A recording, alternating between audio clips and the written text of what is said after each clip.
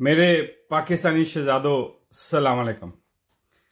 अच्छा, आज मैं टाउन के अंदर था तो मुझे वहाँ पे ना एक इंडिया से आए हुए एक सिख नौजवान भाई से मेरी मुलाकात हुई।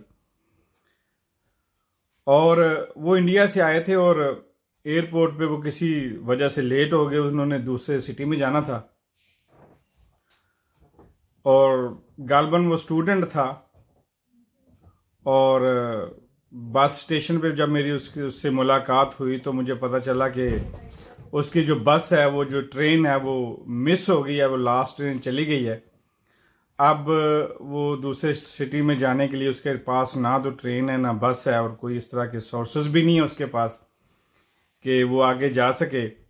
और जब मेरे से मुलाकात हुई तो मैंने कहा यार, मैं तो क्योंकि मैं अपनी फैमिली के साथ रहता हूँ और मेरे ज़हन में बस एक ही बात है कि मैं इसके लिए ना किसी होटल का पता करता हूँ कि शायद वहाँ पे कोई कमरा मिल जाए ताकि ये रात को ठहर सके।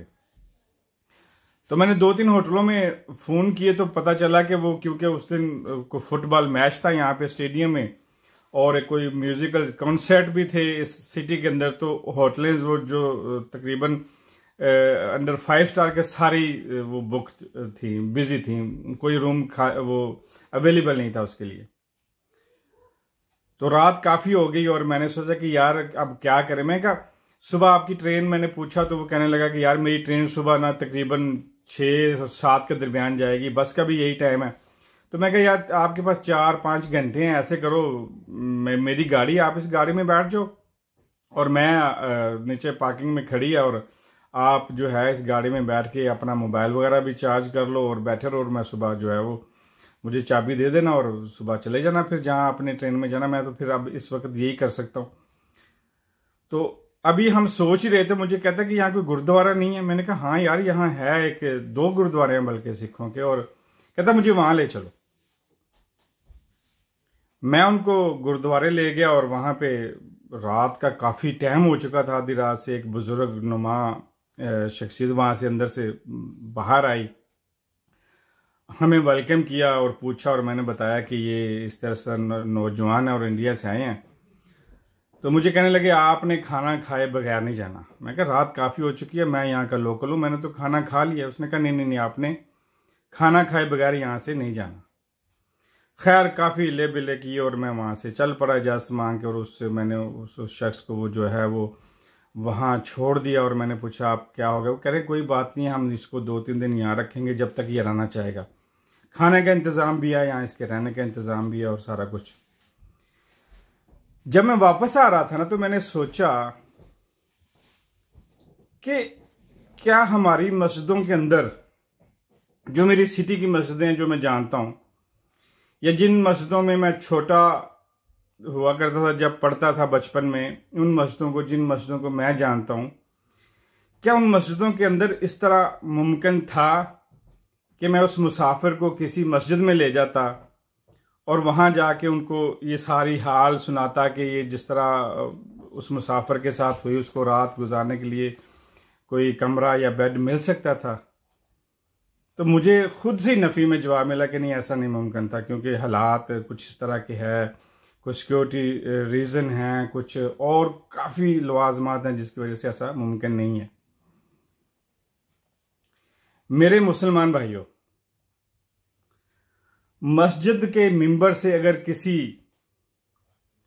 गरीब शख्स की बेटी की शादी नहीं हो रही ना, और मस्जिद के मिंबर से जज और काजी वाला रोल प्ले नहीं हो रहा उस मोहल्ले के लिए, उस सिटी के लिए, उस जो वो इलाका है जिसकी वो मस्जिद है, वहां से ये रोल प्ले नहीं हो रहा।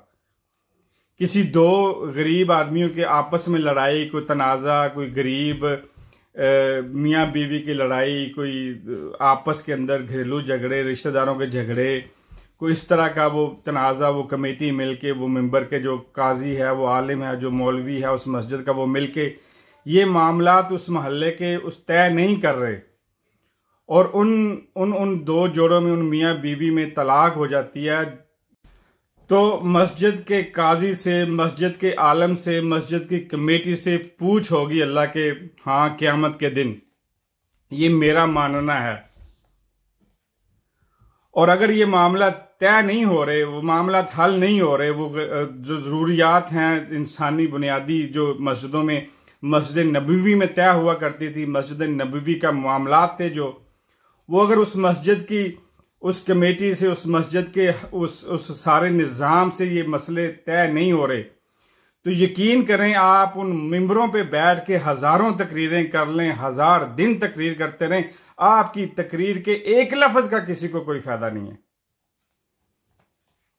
क्योंकि अब ये मामला जो हैं वो बैठकों में, दारों में, हवेलियों में चले गए हैं।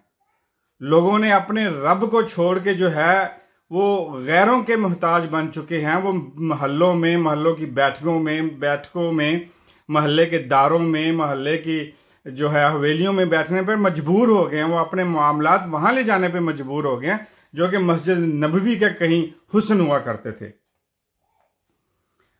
और जो है मस्जिदों में जो असल मस्जिदों का हक था वो अखुवत, मुसावात, इत्तेहाद और हमदर्द के जोहर जो है मस्जिदों ही से मिला करते थे। अगर आपकी मस्जिद के अंदर एक गरीब के बच्चों के लिए फ्री डिस्पेंसरी, जहां उसको मुफ्त दवाई मुयस्सर हो, वो नहीं है ना, तो उन मस्जिद के अंदर लगे हुए पत्थरों के, चांदी के, सोनों के लंपों का आपको कोई फायदा नहीं है। अगर आपकी मस्जिद के अंदर मुसाफिर के लिए सोने के लिए जगह नहीं है ना, वो एक मजबूर है और रात उसको गुजारने के लिए कहीं बिस्तर चाहिए और आपकी मस्जिद में वो इंतजाम नहीं है, तो यकीन करें आपको बड़े बड़े गुंबदों का मस्जिद के बनाने का कोई फायदा नहीं है। अगर आपकी मस्जिद में एक मस्कीन के लिए, एक भूखे के लिए खाने का, लंगर का इंतजाम नहीं है, तो आप मस्जिद को जितना मर्जी संभाल लें, मस्जिद में करोड़ों अरबों लगा दें, तो यकीन करें आपको उस अल्लाह के घर का कोई फायदा नहीं है। आपकी नमाजें, आपकी तहज्जुदें, आपकी तस्बीहात वो तुम्हारे अपने लिए हैं, वो हमारे अपने लिए हैं। अल्लाह के घर, अल्लाह के इन घरों को अल्लाह की मखलूक के लिए खोल दो। अल्लाह की मखलूक को इस उनके घरों में आसान कर दो। उसके अंदर जो बने वो बने अपना हॉल हैं और बने वो जो आपने बड़े बड़े हॉल बनाए हुए हैं, वो अगर किसी गरीब के बच्चों की शादी के लिए पहुंच से दूर हैं, आपने इतने महंगे कर दिए हैं, तो यकीन करें आपको अपनी बातों का कोई फायदा नहीं है।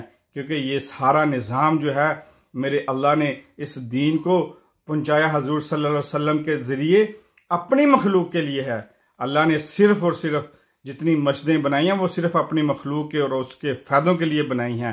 ये बातें तो आप कोने में बैठ के, घरों में बैठ के जमात में कर सकते हैं। बाकी सारे मामलात के लिए आपको अल्लाह के घरों को अल्लाह की मखलूक के लिए खोलने होंगे। उम्मीद है कि मेरी इस छोटी सी कावश, इस छोटी सी मेहनत आप तक पहुंचेगी और आप इस पर सोचेंगे, आप इस पर गौर करेंगे, मुझ पर फतवे नहीं लगाएंगे। अल्लाह आपका और मेरा और हम सब का हामी नासर हो। अल्लाह हाफिज।